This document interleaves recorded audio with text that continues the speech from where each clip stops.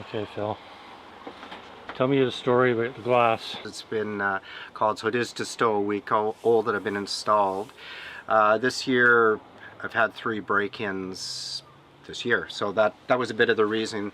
On the first 2 of them, a lot of product went with the break-in, just on the nature of how alarm company to if you don't hear your phone call in the middle of the night to get to that first call from them, the time frame opens up quite a bit more for people that do this type of work to get a lot of product from you. So it was after the first incident was back in January, where the door was smashed and a lot of product was taken, and I missed the call in the middle of the night. The unfortunate part of, like I said, once that happens, instead of 2 minutes away, which I am from my alarm ringing to be here, if I miss that call, then it's a 10-12 minute drill, and then by the time the calls come around, it's to police, and yeah, they're long gone, unfortunately. So that was when I made the first phone calls. The bit of the deterrent was the product is very price sensitive. Yes, it is true on looking at it.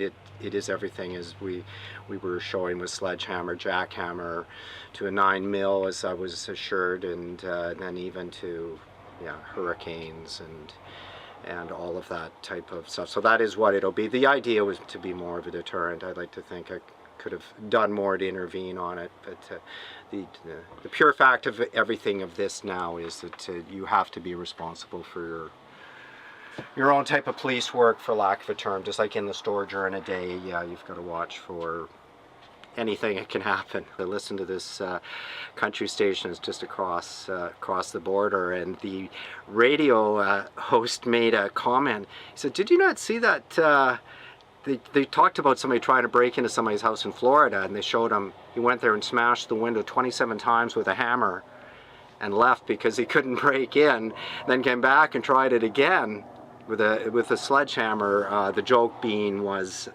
the radio announcer said, "Well, actually is just across the way in Port Angeles."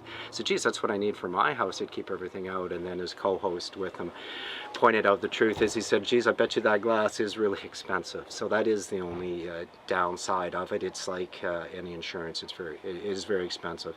What makes the glass shatterproof, or does it have a film on it or in it? No, the films and all that are just kind of a Victoria. A gimmick. Yeah, it's a gimmick. It's a Victoria cheap way of doing anything. It's a Walmart fix. It's right. Yeah, you still break through. So it is a polycarbonate. A little bit of it it doesn't feel like glass. It doesn't. Yeah, you can tell. It sounds like plastic. Yeah. Yeah, what I akin it to is what Oakley sunglasses have done with their lenses, which is why the baseball players and why the athletes and that all use them. The Oakley lens also, you can never break or shatter it, and it does have some resistance too if you were to use a bullet. Has some flexibility to it. Yeah, it takes a lot to penetrate one. Yeah. How much were you out of pocket for this? I don't even like boasting the number, because it really was money. You just saw my builder was leaving doing my deck. It was pushing 15 grand to do this. Remember, and that's out of your pocket? That's out of my pocket. Right. My only part of the insurance quote is lucky I have an insurer right now, because at the time of when my door was broken, I didn't have insurance. And it goes back to insurance companies really don't like this glass thing. I know you may be in the area. 2 or 3 years ago, a car drove through my window, and with all that, did the insurance pay for that? It was only a partial. Remember, where I got into a thing with my insurance company, they were talking 30%. Yeah, but it was a vehicle insurance, right? Vehicle insurance picked part of it up, and they didn't pick it all up. But they only picked 30% up. So really? I had to try to use my own insurance to pick the rest of it up, and it. Well, what do you think about that? Well, I don't think it's really fair, because I've been a supplier of Nike for 30 years and have a grandfather deal in place, and I'm very fortunate at the product. The product I sell costs $400 retail. So now you're going to go back to a cost factor is about 200, and then it starts to go down. You're taking a third off of that. I can get $400 for that shoe. Like, I'd way rather have my shoes. Well, I'm referring to the insurance claim, the auto insurance. I mean, you would think they should pick up 100%, because it was the fault of the driver. Yeah, absolutely. But remember, under the new current free liberal system, even in BC, there is no fault. There was no. I was assured absolutely. The first. Well, what's insurance for then? The first commented out of the insurance adjuster I dealt with ICBC, the first comment was, just to be clear before we start anything, this is a no-fault accident. It doesn't, you know, I go, seriously, no fault. No fault you're calling that. Well, then what's insurance for?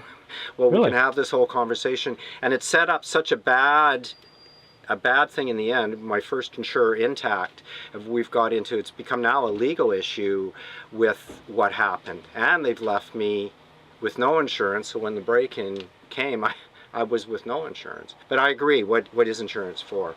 At this point, my new insurer over here seems very compliant and working. And what I am trying to do is be more proactive to show to you, being my insurer, look, I've just spent this much on glass, so this incident will never happen again. Yeah, you've been proactive in protecting your store.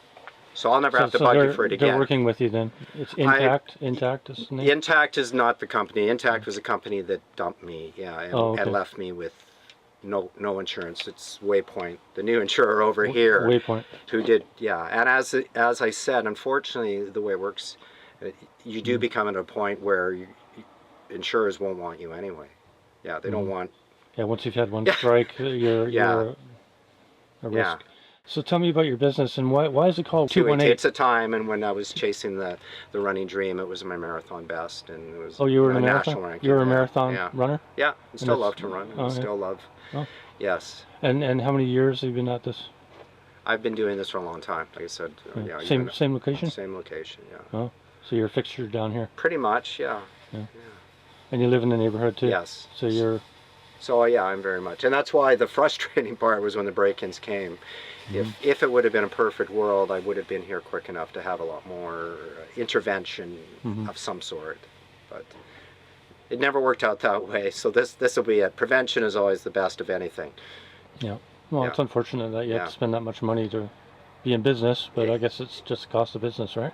Yeah, as they say in all those catch terms, I'm not really big on that. I think it's more a sad thing that's what you have to do. If you had to think about that, if you were going to open a store and go, well, geez, you better cover your glass. Does the plaza have security at night or? No, there's talks now of maybe looking at some type of. Might be a good idea. Of course now, of course, right? Yeah. So this is your hottest seller right here. During the marathon, yes, the super shoe.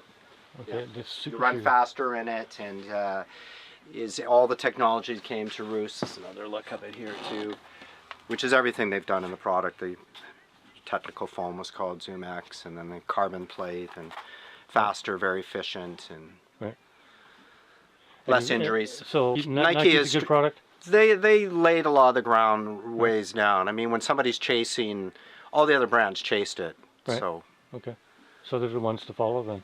Yeah. In the shoe. You either lead or follow or get out of the way, right? Right. Yeah.